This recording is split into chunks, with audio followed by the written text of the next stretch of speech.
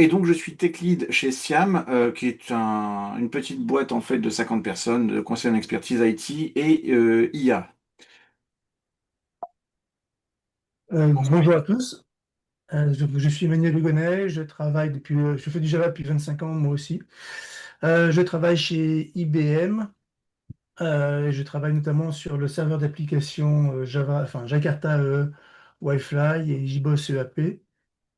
Et je contribue aussi, enfin je contribuais à, à Apache NetBeans et un petit peu Langchain4j, Langchain4j CDI bien sûr, et je travaille aussi sur le SDK Java pour le A2A, donc pour le protocole qui fait agent to agent pour la communication entre agents. Voilà. Donc, le contexte aujourd'hui, en fait, l'idée c'est qu'au départ, donc on a ce framework Langchain4j. On a vu que, il y a des intégrations qui peuvent être assez poussées qui sont faites dans certains conteneurs, notamment Quarkus, mais on a vu, vous venez de voir aussi dans Elidon. Et tout ça, ça permet de faire des chatbots intelligents.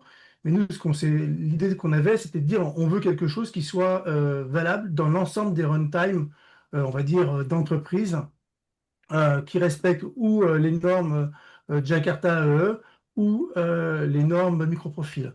Donc ça comprend Paraya, Wi-Fi, Liberty, Elidon, Glassfish, Quarkus. Et on ne voulait pas avoir quelque chose qui soit à chaque fois enfin, qui soit propre à chacun des runtimes, mais quelque chose qui soit global. Donc, pour cela, ce qu'on a fait, c'est qu'on a défini une librairie qui se base tu veux passer, ouais, sur CDI, avec une annotation at register AI service, et qui permet de faire le pont via CDI entre votre application et Langchain4j.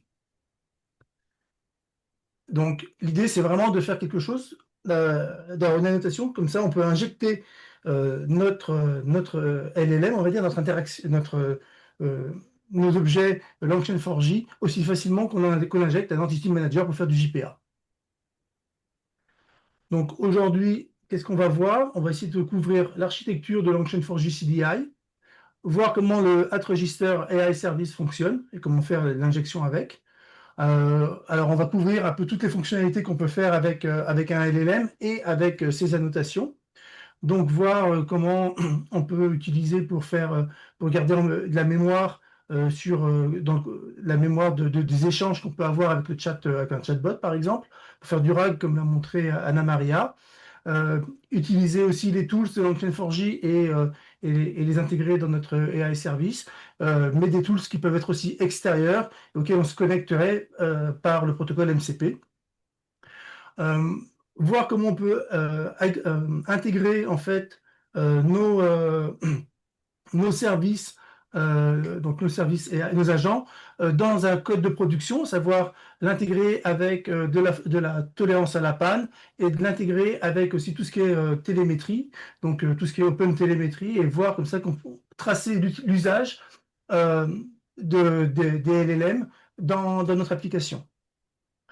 Un peu de sécurité au sens LLM, à savoir des guardrails, donc des validations en entrée et en sortie de l'interaction avec le LLM ou avec les outils.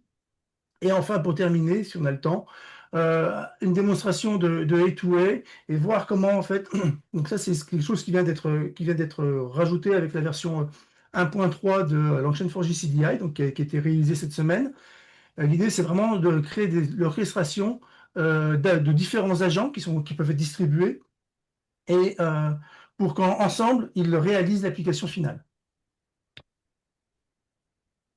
Donc, le problème initial, c'est que Langchain4j est un framework très puissant, mais qui est basé sur le pattern builder.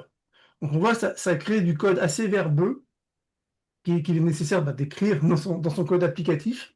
Et l'idée que l'on a, nous, c'est de remplacer tout ce code-là, en fait, par juste quelque chose de très simple, une annotation.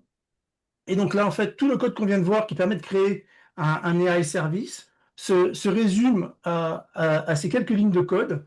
Donc on a notre annotation register AI service qui va, via CDI, permettre de construire tout ça. Et on va juste retrouver le code classique Longchain4j, où là, on va définir un système message, donc le prompt système, et via une annotation, enfin, via la notation classique Longchain4j, et le prompt de l'utilisateur, là encore, en utilisant les annotations de Longchain4j. Donc voilà tout ce que l'on a pour créer, on va dire, l'AI agent. Et ensuite, il ne reste plus qu'à l'injecter via un simple at-inject, hein, le classique, pour l'avoir disponible dans notre application et pouvoir interagir avec lui. C'était aussi pour montrer que on a les mêmes problématiques avec Spring AI, où on écrit du code. C'est pas une question de ce qu'on peut faire avec, c'est vraiment une question de. On doit écrire énormément de code, alors que nous, avec l'idée, c'est que tout ce code, ce boilerplate code qu'on est obligé d'écrire, en fait, ce code de jointure, qui n'est pas enfin, qui est pas très intéressant, qui n'apporte pas grand-chose, on peut juste l'abstraire via une annotation et donc juste montrer les gains en termes de nombre de lignes de code que l'on obtient juste comme ça. Voilà, il n'y a pas. Ah, Toi, je te laisse un peu la main, Yann. je vais reprendre. Donc, bon, l'injection de dépendance, effectivement, c'est, comment dire, ah, excusez-moi, j'ai eu ah, putain, l'injection de dépendance. Voilà, comment on fait en fait? Le principe de base qu'on a suivi, c'est que tous les conteneurs CDI que vous avez sur le marché actuellement, effectivement, ont à leur disposition deux possibilités en fait d'extension, soit les portables, soit les buts compatibles extension. Majoritairement, c'est de la portable. Non, traditionnellement, en fait, c'était comment dire, le type d'extension de base. Ensuite, avec le temps, sont apparus des conteneurs un peu plus évolués, on va dire, comme Quarkus et Lidon, qui font appel en fait au build compatible extension. Ça permet notamment de compiler en statique le code. Alors Quarkus, c'est un peu particulier parce qu'il a son propre format, même s'il supporte les builds compatibles extension. Nous, dans Longchain4j et CDI, en fait, on supporte les deux. On peut fonctionner aussi bien sur du legacy comme Payara Glassfish, et on fonctionne ici très bien sur Quarkus et Lidon. Vous faites un seul code, ça fonctionne en fait sur tous vos serveurs. Alors, comment ça fonctionne exactement? En fait, l'extension, quand elle va démarrer, elle va scanner dans votre code pour chercher tout ce qui est register AI service. À partir de là, en fait, elle va aller lire les attributs qui sont sur l'interface et commencer à tisser, préparer des bins, en fait, au sein du conteneur CDI pour faire, en fait, un peu toute cette vue. Et pour votre interface, elle va créer un proxy, en fait, CDI. Donc, il y aura du code qui va être généré sans que vous ayez à le faire pour pouvoir contrôler tout ça. Tous les composants sont résolus soit parce qu'ils sont fournis naturellement par votre code, vous avez fait un producteur, vous produisez vous-même en fait vos bins, etc. voilà, avec le nom, on va voir un peu plus dans le détail. Mais il y a aussi une autre possibilité, vous pouvez configurer en fait l'injection de vos bins comment dire, à l'intérieur en fait des objets Longchain4j. Parce que Longchain4j utilise aussi des builders qui sont très compliqués. Alors, il y a des possibilités, donc soit vous utilisez une SPI pour les serveurs traditionnels. Si vous avez un serveur qui comment dire, inclut MicroProfile, ça va être compatible avec votre configuration normale. Emmanuel, ici présent, a fait une implémentation spécifique pour Wattfly en fait dans son AI Feature Pack pour garder en fait un peu le même esprit des gens qui font du Wattfly. Et il est possible d'en faire en fait pour tous les serveurs. Et donc après, on n'a plus qu'à injecter. Donc là, je vous montre un exemple de configuration. Vous allez avoir en fait ici le préfixe dans votre configuration comment dire, de Longchain4j CDI plugin. Et ça va être en gros le nom de votre bin au sein en fait du conteneur. Et on définit la classe et on définit ensuite les différents éléments qui vont être fournis en fait au builder de Longchain4j et il va construire automatiquement votre bin MyModel. D'accord? Et ça, après celui-là, il sera disponible pour être injecté dans votre register AI interface. Et ça fonctionne en gros pour tous les objets dont tu as besoin en fait Longchain4j. Alors pourquoi on a fait ça aussi?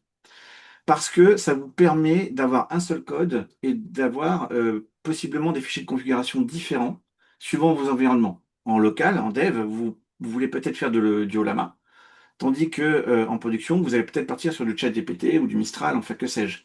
Et donc, en ayant simplement en fait ce type de fichier de configuration, on fait un seul code et on ne pollue pas le code avec de la configuration. C'est pas obligatoire, c'est une possibilité.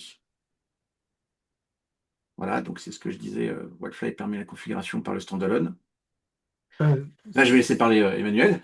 ouais. En fait, c'était pour montrer que vu que c'est un SPI, la façon dont est fournie la configuration peut être complètement changée. Donc, dans Wi-Fi, on a l'habitude d'avoir un fichier XML de configuration pour ça. Et donc là, en fait, on retrouve. Alors, il est un peu la configuration est un peu différente, mais l'idée est la même. On va retrouver notre chat modèle. Là, on retrouve les paramètres de configuration pour se connecter à Olama, éventuellement si on veut tracer les requêtes, les réponses. Et puis on voit même comment on peut créer un MCP client qu'on peut ensuite injecter dans dans notre AI service. Donc voilà. Donc là, l'idée, c'est de montrer simplement le register AI service en action. Donc on va faire un chat simple requête-réponse. On va montrer qu'on peut aussi l'utiliser de la même manière en streaming pour avoir quelque chose d'un peu plus, une meilleure expérience utilisateur, en multimodal, donc avec une analyse d'image. Et puis, donc, voilà. Donc, ce qu'on va vous faire, alors, on l'a fait en vidéo pour le faire. Donc, là, en l'occurrence, on utilise Wi-Fi, mais on peut utiliser n'importe quel conteneur. Là, on n'utilise pas du tout le feature pack, on utilise vraiment Launch4j CDI tout seul. Euh, Donc, on a une application qui a un endpoint REST à laquelle on va passer une question et puis elle va nous répondre. Euh, donc là, elle interagit. On lui demande de nous raconter. On est dans le thème des Vikings pour toute la démonstration, pour avoir un thème un peu récurrent sur l'ensemble des démonstrations. Donc là, on lui demande de nous raconter voilà, une blague sur les Vikings et on a une réponse directe. Voilà. Maintenant, si on veut quelque chose d'un peu plus interactif, et notamment aussi si jamais le modèle met plus de temps à répondre, là, typiquement, on va lui demander une chanson. Donc, une chanson, c'est un peu plus long qu'une blague, bien sûr. Et donc, le modèle mettant plus de temps à répondre, ce qu'on va faire, c'est on va faire du streaming. Donc, en fait, on va recevoir les tokens de la réponse du LLM au fur et à mesure, donc au fil de l'eau. Et en fait, ce qu'on va faire dans notre cas, c'est que tout simplement, on a un JAX-RS endpoint qui en fait va faire des server sent events. Donc, à chaque fois qu'il va recevoir des tokens du LLM, va faire un server sent event et va l'envoyer à la page web. Donc, voilà, donc ça permettait d'avoir quelque chose de beaucoup plus interactif. Et là, l'idée, donc là, on prend le logo de l'enchaîne 4G CDI, qui est le logo que vous retrouvez sur nos polos, donc qui est le logo de CDI avec un perroquet. Et donc, en fait, on le fait analyser par le LLM. Donc là, on fait un drag and drop. Donc, ce qui se passe tout simplement, c'est qu'en fait, on va encoder l'image en base 64 côté serveur, et on va faire une requête au LLM en lui fournissant deux types différents. Un type texte pour lui dire analyse-moi cette image, et puis l'image. Et là, on voit l'analyse qu'il en a faite.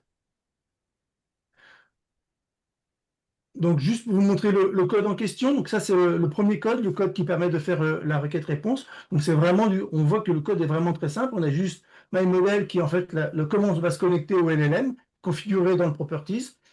Et puis, on a le système message qui dit que, bon, bah, en fait, voilà, on raconte des blagues, hein. Alors, on l'a écrit en anglais, mais ça pourrait marcher aussi en français. Et tout simplement, il va prendre le message et l'envoyer. Et là, c'est juste le endpoint. Et on voit ici qu'on injecte donc l'assistant que je viens de vous montrer. Et on fait juste un passage, un passe-plat hein, sur le add post. On va récupérer le contenu du message, du body, et puis on va juste le passer directement à l'assistant et renvoyer la réponse. Là, c'est pour vous montrer en streaming. Donc là, en streaming, au lieu de recevoir une string, de retourner une string, on va retourner un objet dans le chain 4J qui est un token stream. Et ensuite, donc là, dans le REST endpoint, on reconnaît les objets classiques, hein, le SSE, sync event, event sync, pardon, et le contexte. Et puis, ce qu'on va faire, c'est que quand on recevra, donc on a sur un token stream, on a différents événements. Donc, quand on reçoit le on partial, c'est qu'on reçoit en fait un bloc de token qu'on envoie directement en faisant un new SSE event. Et puis, quand le complete est terminé, ben, on ferme le sync et voilà. Et quand il y a une erreur, bon, ben, on voit l'erreur pour éventuellement l'afficher côté UI. Et le dernier point, c'est une servlette, c'est une bête servlette à l'ancienne, classique. Donc, ce qui est important de voir ici, c'est que tout simplement, en fait, on va recevoir un multipart, on va récupérer le fichier, hein, donc c'est le part file, et on va juste l'encoder en base 64. Et on va voir qu'en fait, le user message qu'on envoie, donc le message qu'on va envoyer au LLM, contient deux parties. Un text content, donc en fait, il est composé de plusieurs éléments. Un text content qui est juste décris-moi cette image en détail. Et puis l'image en elle-même qu'on a encodée donc en base 64. Alors c'est un modèle il faut bien sûr un modèle qui supporte le multimodal, pardon, le multimodal. Et donc en l'occurrence, le nom est différent parce que justement on pointe vers un modèle différent, même si le provider peut être le même. Et on récupère une chat réponse et on renvoie le contenu du message, donc de la réponse. Voilà. Donc ça, c'était juste pour vous montrer qu'on peut donc avoir deux configurations différentes avec deux chat modèles différents dans notre configuration. Et après, on utilise celui qu'on veut ou ceux qu'on veut. Donc, on vient juste de voir qu'avec la notation atRegister et atService et atInject, on peut faire du streaming, on peut faire un chat classique et on peut même aller faire du multimodal. Et tout ça, pas de plomberie, pas de code de boilerplate à produire. Ok. Je vois que le temps passe en fait, donc on va essayer d'accélérer un tout petit peu parce qu'on a beaucoup de choses en fait à montrer après.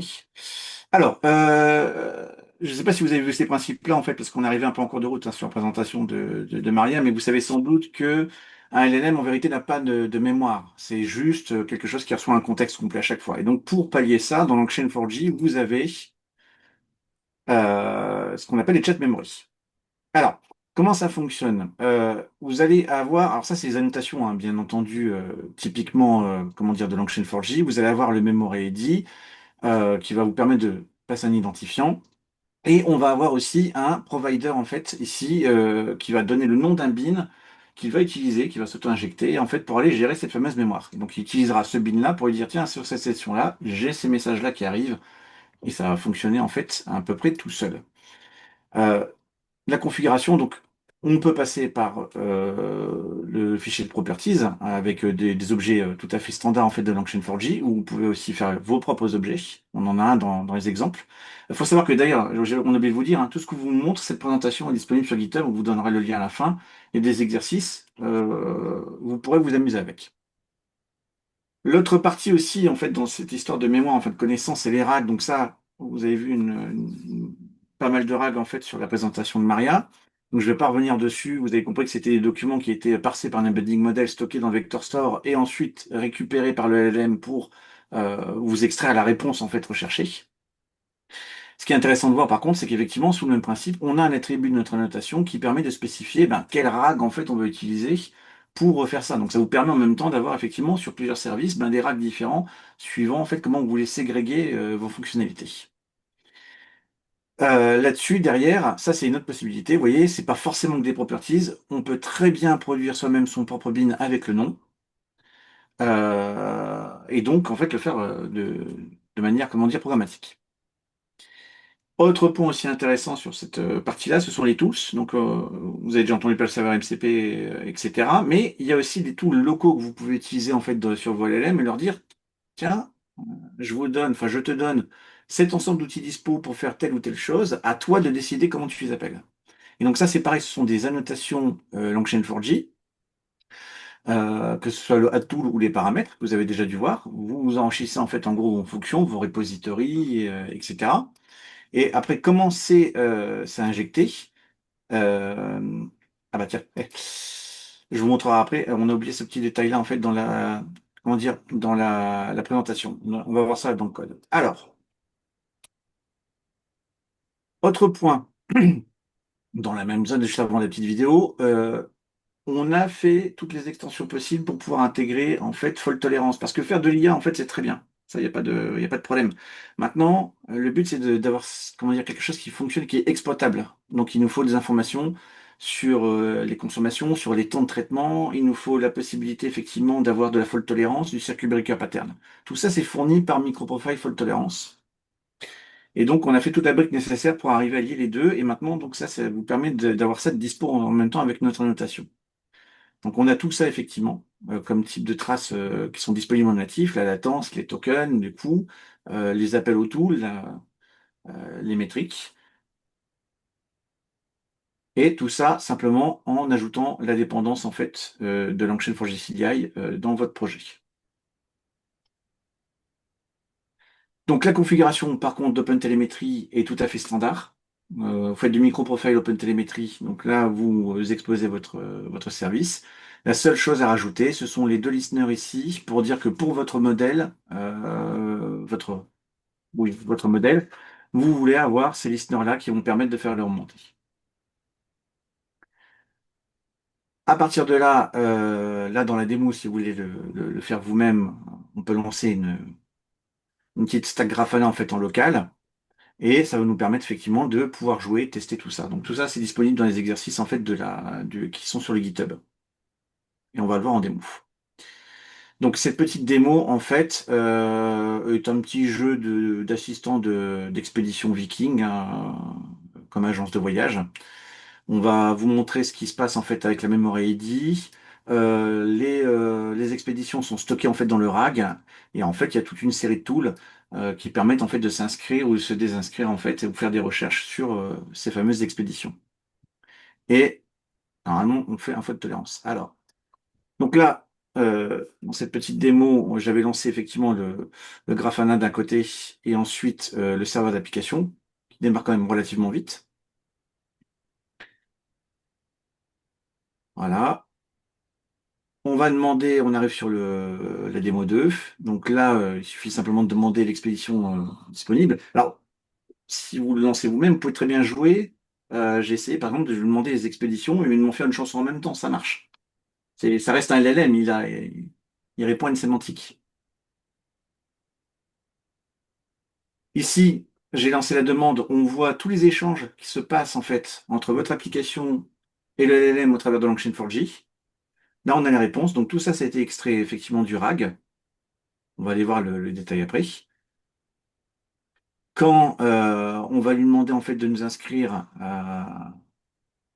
comment dire, une expédition, il va faire appel en fait au tool pour aller modifier des choses dans le repository, etc. Donc en même temps, l'LLM, voilà, il est assez malin. Il sait dans le système message qu'il doit avoir le nom et le prénom pour inscrire, donc il le demande en fait. Il y a des échanges qui se font comme ça. Et ici, on voit, donc on a rajouté un truc, ça c'est le contenu en fait du chat memory ID qui a été paramétré dans l'application. Et donc on voit tous les échanges qui ont eu lieu. Et à chaque fois en fait que vous allez appuyer sur envoyer une requête au LLM, c'est cette fenêtre complète qui repart. Et ça c'est très important. Ça lui permet de garder ce contexte. Donc là, il a su la liste, il a demandé en fait, comment dire, à quelle expédition il voulait. On avait vu le passage en fait où il appelait le tool. Et ensuite, si par exemple je lui dis annule ma place, je donne aucune autre information. Comme dans la memory, il avait vu sur quelle expédition vous étiez inscrit. Il sait de quoi on parle et il sait rappeler le tool en fait pour annuler en fait l'inscription. Donc, c'est quand même les tools Ecclesia, ça peut être très puissant, parfois un peu compliqué à bien gérer. Au niveau des remontées, ce qu'on a eu donc, alors il n'y en a pas eu beaucoup là, mais donc au niveau métrique, on va retrouver toutes les métriques standards en fait d'OpenTelemetry, mais vous avez des télémétries là, des remontées qui sont faites directement par Langchain4j. Alors celles-ci sont standards, hein, les consommations de tokens, ce genre de choses. Donc là on a le GNI token et ainsi de suite. Voilà. Pareil, bon, ben, pour les logs, c'est automatique. Avec en fait. Juste un petit point, c'est pas, c'est fourni en standard par l'engine Oui, 4J CPI, mais pas par l'engine 4J. oui, c'est vrai. Mais désolé. Et aussi assez intéressant, bah, les spans en fait quand on fait de la production, c'est quand même extrêmement intéressant de savoir ce qui se passe en fait dans vos chaînes d'appels. Donc tout est suivi jusqu'aux appels du chat. Et les appels subséquents, si par exemple votre chat doit rappeler autre chose, votre LLM, on voit les appels consécutifs en fait qui se font. Euh, ensuite, je ne me rappelle plus ce que j'avais fait dans la démo. Je crois que c'est fini. Non, oui, pardon, autant pour moi.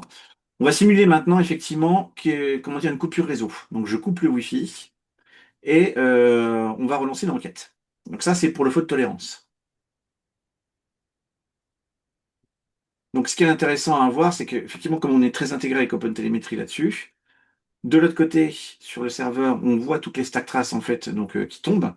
Mais pour autant, l'utilisateur, lui, c'est pas son problème. Et c'est en ça que faute tolérance avec le retry et le circuit breaker pattern nous permet en fait d'afficher comment dire, un message qui est propre pour l'utilisateur. Et quand on remettra le Wi-Fi, on reviendra dans un fonctionnement tout à fait normal. Dans 26, on va devoir accélérer, je suis désolé.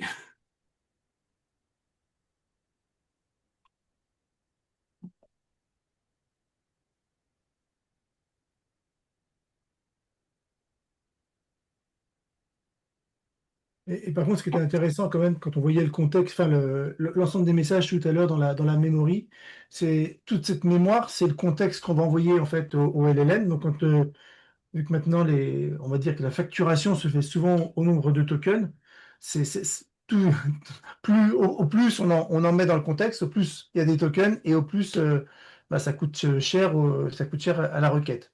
Donc c'est pour ça que c'est quelque chose qu'il est important de pouvoir bah, mesurer, de pouvoir aussi bah, observer et de pouvoir paramétrer par rapport à son besoin plus ou moins finement. D'où l'intérêt de pouvoir définir soi-même sa propre stratégie en termes de gestion de la chat memory.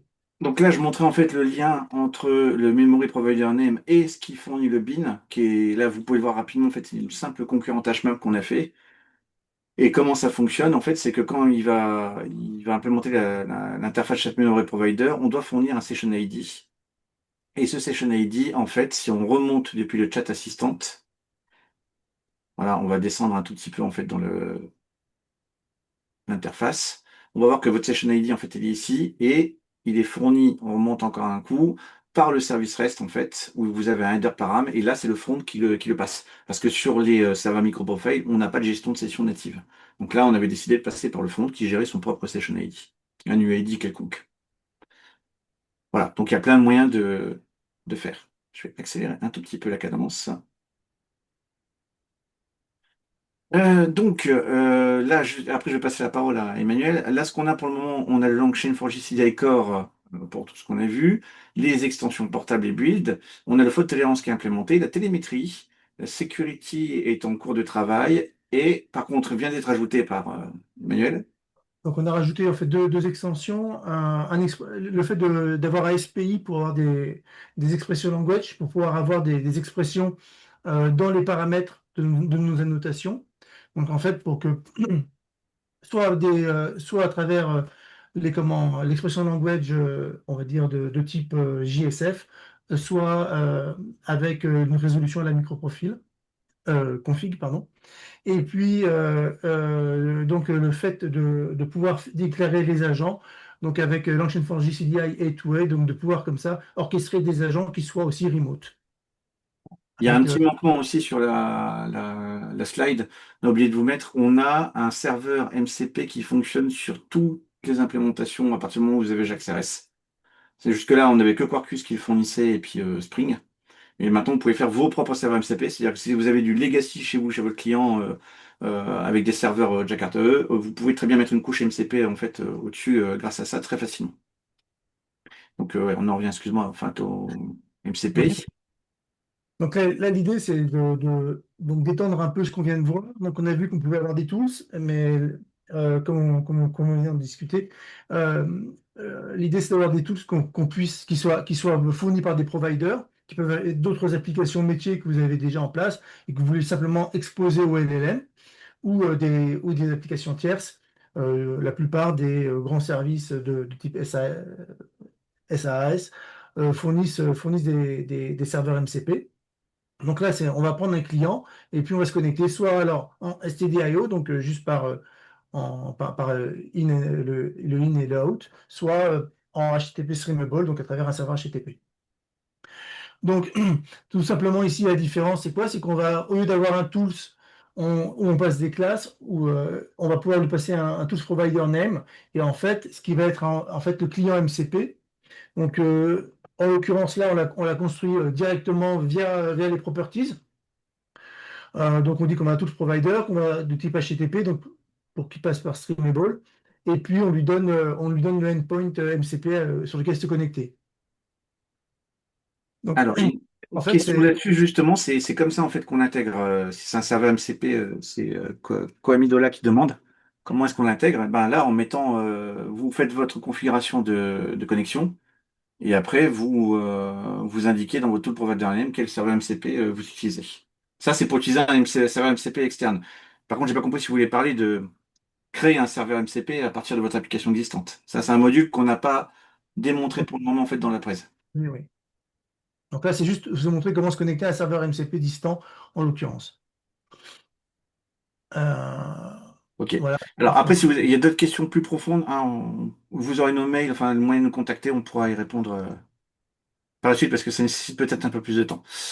Bah, La démonstration, c'est pas trop vite quand même. ouais, Pour démonstration, c'est qu'on a deux serveurs, en fait, un serveur MCP SSE ou Streamable, on peut utiliser les deux en fait, qui est sur un serveur Wi-Fi en fait, qui permet de faire juste des lancers de dés. Donc là, c'est un outil qui est donc MCP, c'est pour faire des outils, et des outils, ça veut dire des choses déterministes. Donc c'est pour ça que c'est pas un agent, c'est pas un LLM, et que c'est un protocole qui est dédié par rapport au protocole A2A qui lui va vers est non déterministe. Donc il fait des lancers de dés, tout simplement. Et donc là, en fait, on a un autre service à nous qui se connecte là et qui permet d'avoir une interaction en langage naturel pour faire un jeu de lancer de dés. Voilà. Donc bon, on l'a fait avec Wi-Fi, mais bien sûr, ça pourrait être fait avec autre chose. Donc, effectivement. vas-y. Si on a un peu le temps, après à la fin, on pourra passer, j'ai l'idée qui est ouverte, on pourra passer sur le code. Encore une fois, moi je vous encourage à aller voir ce code, à aller jouer avec. C'est le lab en fait qu'on a donné à Devox France et qu'on va Donc, donner en fait au Riviera Dev. Donc là, l'idée, on a démarré le serveur Wi-Fi qui donc se connecte sur un serveur MCP qui tourne déjà. Et donc là, on va lui demander de nous lancer des dés, enfin des runes. Voilà, donc là, on voit qu'il a fait un appel à un tools pour avoir le tirage. On peut lui demander un nouveau tirage et il va nous faire un nouveau tirage. Ah, non, il n'y a pas sur celle-là. Bon. 36 Mais secondes. c'est pas très grave. Voilà, donc là, en fait, tout simplement, on a fait un appel à un tool qui est distant, en fait. C'est exactement la même chose que précédemment, sauf que le tool est distant et qu'il est accessible par un protocole standardisé. Donc, on dit lancer les runes, on a un endpoint qui reste. Lui-même va faire un appel à Olama. Olama se dit, attends, quand il fait l'appel à Olama, il lui donne la liste des tools qui sont disponibles. Olama se dit, ah, mais en fait, il faut que je faut que je lance des dés. Donc, je vais faire appel à l'outil de lancer des dés. Donc, il y a un retour sur le serveur qui va lui-même appeler le serveur donc le MCP client, qui va lui-même appeler le serveur MCP pour lui demander de lancer les dés, obtenir le résultat. Donc, il a obtenu, en fait, il a dit, lance-moi 2 dés. Donc, on a un tableau avec 2 dés de résultats pour chaque tirage et le total. À partir de là, l'élève va interpréter le résultat. Alors, en l'occurrence, il a fait un 7 et donc il va dire un message suivant le type de résultat, si c'est un gain ou si c'est pas un gain. Le 7, je crois que c'est basé sur le jeu du craps dans l'analyse des résultats. Donc, le 7, c'est pour ça il était plutôt content et positif. Alors, Donc, là, c'est pardon. Oui, vas-y. ouais, si tu Merde. l'avais fait comme ça, Je vais un peu vite. là, l'idée, en fait, c'était de dire que là, toute l'interaction on pouvait faire une interaction en anglais, mais nous, on veut en fait être sûr que l'interaction avec le LLM se fasse en français et que donc ce soit et donc on refuse des autres langues que le français pour les entrées. On veut aussi que certains mots-clés soient bloquants. Donc, si quelqu'un utilise des mots-clés, en l'occurrence, là, il s'agit des mots-clés nain et elfe. Mais si quelqu'un utilise ces mots-clés-là, en fait, euh, le LLM, il n'y a pas d'appel au LLM. Donc, pourquoi? Parce qu'un appel LLM, ça coûte. Donc, on veut bloquer en amont. Et puis, de la même manière, on veut être sûr aussi que le LLM réponde en français. Donc là, on peut l'ajouter dans les instructions, dans le prompt, mais on peut le vérifier a posteriori pour ne pas renvoyer une réponse dans une langue inconnue à l'utilisateur. Et de même, on veut vérifier que certains mots-clés ne soient pas présents dans la réponse. Donc pour ça, on utilise ce qu'on appelle des guardrails, input pour les entrées, output pour les sorties. On voit ici qu'on en a, c'est un tableau, donc on en a passé deux. Une pour vérifier la langue, hein, en French input, French output, et de la même façon pour vérifier les mots-clés, je l'appelais fantasy, pour les mots-clés par rapport aux mots-clés nain et elfe. Donc là, c'était juste pour vous montrer la version française, donc en entrée. Pour ça, on utilise tout simplement la librairie Tika, qui est une librairie chez Apache, plutôt qu'on n'utilise même pas de LLM, rien du tout, qui va juste prendre le texte et qui va vérifier. C'est quelque chose qui est assez ancien, mais qui est capable d'analyser des blocs de texte et de bloquer si jamais si la langue n'est pas que du français. Donc, ce qu'on va vous montrer, c'est cette démo-là, c'est-à-dire qu'en fait, on va juste interagir avec notre LLM, avec les guardrails mis en place, comme on a vu dans le code précédent. Donc, vas-y, deux input guardrails et deux output guardrails. Hop, allez. Et il faut voir que les guardrails qu'on a là, ce sont des bin CDI, ça veut dire qu'on pourrait avoir un entity manager injecté dedans, sur des Ouais. instances. La différence avec Longchain4j, c'est qu'on travaille sur des instances et pas sur des classes. Donc là, bon, je vous passe l'interface. Qui résume un peu ce qu'on vient de voir.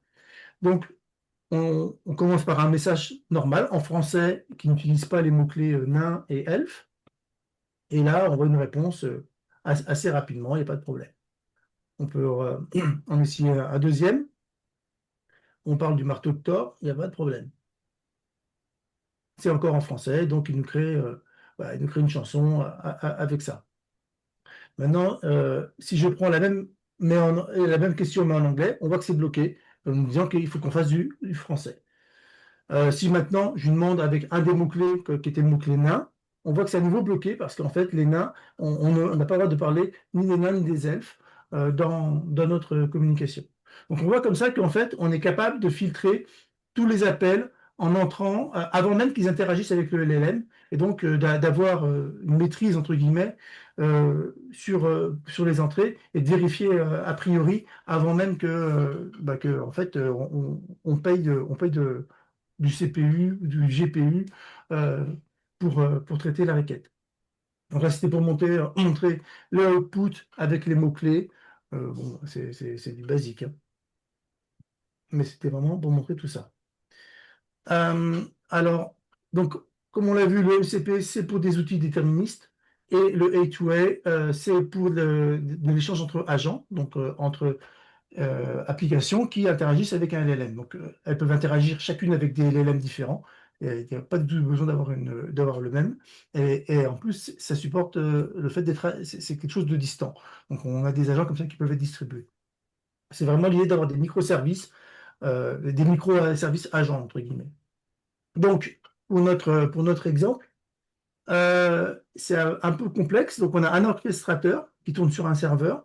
Lui-même a un agent local, qui est le style editor. Donc, il a deux agents distants qui sont le Creative Writer et le Style Scorer. Donc, l'idée là, c'est qu'on va vouloir demander à créer une histoire. Donc, on va demander au Creative Writer d'écrire une histoire avec un certain style. Donc, il va écrire une histoire. Le style editor va reprendre l'histoire et va lui appliquer le style qu'on a demandé. Et il va passer au style scorer qui, lui, va valider, va mettre une note, entre guillemets, de style à l'histoire. Et si la note n'est pas suffisante, alors on va reboucler jusqu'à ce que la note soit correcte. Ou que le nombre d'appels le maximum d'appels qu'on a fait soit réalisé, parce qu'on ne veut pas non plus avoir une boucle infinie. Je vais mettre un poil vite. Eh oui. Ah, pardon. Ouais, parce que c'était voilà, on avait la règle en dessous, hein, donc voilà, si la note est inférieure à 0,8, alors on réécrit. Voilà, donc là, ce qu'on va voir, vas-y, c'est le writer. Donc là, c'est vraiment un AI agent qu'on a vu tout à l'heure. Donc tout simplement notre interface avec notre user message, et puis là, il prend un paramètre. qui est le sujet, en fait, qui est le sujet. Là, en l'occurrence, on utilise Olama. Donc, pour toute la démo, c'est que du local. On fait tout tourner en local. Et ça, on va l'exposer en A2A. Donc, pour ça, on va utiliser le SDK du A2A. Et lui, il nous demande une public agent card. Donc, ça, c'est en fait, c'est quelque part, c'est une description de notre agent. Donc, typiquement, on lui dit, on retrouve ici la description, et puis on lui dit qu'en fait, voilà, on a un creative writer, et donc on écrit une histoire basée sur un topic donné. Donc, il sait quelque part qu'il y a un topic qui doit être fourni. Après, il y a plusieurs protocoles pour A2A de transport. En l'occurrence, c'est du JSON RPC, mais on pourrait utiliser autre chose. Je te laisse passer. Et le A2A, la deuxième chose qu'il nous faut, c'est un exécuteur. Donc là, c'est l'agent exécuteur. Et en fait, tout simplement, lui va faire le lien entre les requêtes A2A comment, pour abstraire complètement le protocole et notre agent. Donc en gros, typiquement, c'est quand quand tu vas recevoir un message d'un client, à ce moment-là, il va appeler notre agent qui est injecté, on le voit juste en haut, et en fait, il va lui dire, avec ce contenu, il va récupérer le contenu de la requête, et avec ce contenu, génère-moi une histoire, et puis je l'envoie dans la réponse. Voilà. Donc, c'est vraiment du code très très simple. Donc là, on va retrouver sur notre orchestrateur. Donc lui, il a connaissance de l'ensemble des agents. Donc, on retrouve ici un register A2A agent. Ça, ce sont des annotations qui nous sont propres, qui disent comment aller se connecter à l'agent A2A Creative Writer. Dessous, on a la même chose pour le scorer. Donc, je dirais qu'on va aller assez vite sur ce point-là. C'est la même chose, sauf que lui, il a une story et un style, et il va donner un score. Donc, il renvoie un double, il renvoie une string. Et puis enfin, on a l'éditeur de style qui lui est un agent simple, donc c'est-à-dire c'est juste un AI service qui tourne dans le serveur où il y a l'orchestrateur. Donc on va juste lui donner un nom pour qu'il puisse le récupérer. Voilà. Donc ça, c'était pour montrer toute la partie orchestration. Donc là, on a vu tout à l'heure, juste dans le slide d'avant, on a vu nos trois agents. Et donc là, maintenant, en fait, on a la partie orchestration. Donc, qu'est-ce qu'on va faire? On va avoir un agent de séquence. Donc d'abord, il va appeler le writer, puis il va appeler la loop pour vérifier le style. La loop, elle est juste en dessous. Je pense que si tu avances, il doit être le souligner. Voilà, elle est là. Donc là, c'est la loop qui va faire. Donc on voit qu'il y a une max d'itération à 5 et qu'il y a une condition de sortie qui est décrite en dessous. Simplement, est-ce que la valeur est supérieure ou pas à 0,8. Et en fait, elle va appeler les agents qui sont définis là, donc le style scorer et le style editor, en boucle jusqu'à ce qu'il ait une note supérieure à 0,8. Voilà. Donc ça, c'est vraiment que de l'orchestration. Il n'y a plus enfin, il n'y a plus trop d'interaction avec le LLM directement. Donc ça, c'est pour juste reprendre donc nos trois services. Voilà, la démo. Allez, on envoie la démo. 2 minutes, il est 16h44. Bon, Antoine, on essaie de faire au plus vite. Donc, on va démarrer le Creative Writer, premier serveur. Donc sur le port, sur le port, on démarre le deuxième qui est le Style Scorer sur un port différent. Et enfin, on démarre l'orchestrateur. Voilà, ici. Donc après, on va ensuite ouvrir les HM. Là, on va lui demander une histoire. Alors, on va demander une histoire sur Éric le Rouge. Éric le Rouge, c'est celui qui a découvert le Groenland. Donc, on lui dit, raconte-nous une histoire sur Éric le Rouge qui est en train de découvrir de nouvelles terres. Et on dit dans un style épique. Voilà. Donc, on fait l'appel. Donc, là, ce qui va se passer, c'est qu'on va appeler, il va récupérer ça, il va demander au Creative Writer d'écrire une histoire, et ensuite, il va rentrer dans la boucle avec le scorer et le style writer pour fournir le résultat final. Donc là, tout tourne sur ma machine avec Olama, donc il n'y a pas besoin d'avoir pour un exemple de ce type-là, avec un seul utilisateur, il n'y a pas besoin d'avoir trop grosses machines. Donc là, on a eu notre histoire. Et si on regarde ici, donc là, on est sur l'orchestrateur, on voit qu'on a eu une histoire qui a été notée 0,85. Donc si on va sur le scoreur, on voit qu'on a bien une réponse à 0,85. Que le scoreur, voilà, et là, le writer, l'histoire qu'il a générée. Donc, on a généré cette histoire-là. Elle est passée en paramètre au scoreur avec le style. Et lui-même donne un score voilà, qui est de 0,85 qu'on va retrouver ensuite au niveau de l'orchestrateur. Donc l'orchestrateur, il va avoir agrégé tous les différents appels et le résultat pour donner le résultat final. Voilà. Donc, en conclusion, je te laisse conclure ou... Ouais. Si tu veux, bon, on a vu effectivement que c'est principalement, c'est quoi? C'est une extension CDI et enfin voilà, on peut injecter facilement en fait des agents avec de la configuration en microprofil, en fichier de conf. Enfin, on est extrêmement souple là-dessus. On a tous les liens qu'il faut avec l'engine for CDI, plus la faute tolérance télémétrie, plus les guardrails qui sont quand même plus évolués que ce qui est proposé de base en fait dans l'engine 4G. Le A2A qui est venu se greffer par au-dessus. Il y a encore d'autres modules. Bon, la MCP qu'on n'a pas eu le temps de développer en 40 minutes, c'est vraiment c'est trop court. Et ce qui est super important, c'est qu'on est compatible avec tous les serveurs CDI. On n'a pas changé de code si on change de serveur. On peut avoir une seule base de code aussi si on a une, comment dire, une hétérogénéité en fait dans le SI. Donc ça, c'est vraiment super important pour nous. Vous êtes les bienvenus si vous voulez venir participer, discuter, mettre des issues, tester, participer au projet. On peut chercher des contributeurs aussi, hein. Venez nous voir, ça, y a pas de souci. On a un troisième compère en fait qui est avec nous, qui a beaucoup travaillé sur le projet, qui s'appelle Bokeh Cindy, qui est sud-africain, qui pour l'instant est en train de faire la tournée des conférences européennes, hein, JCon et tout ça.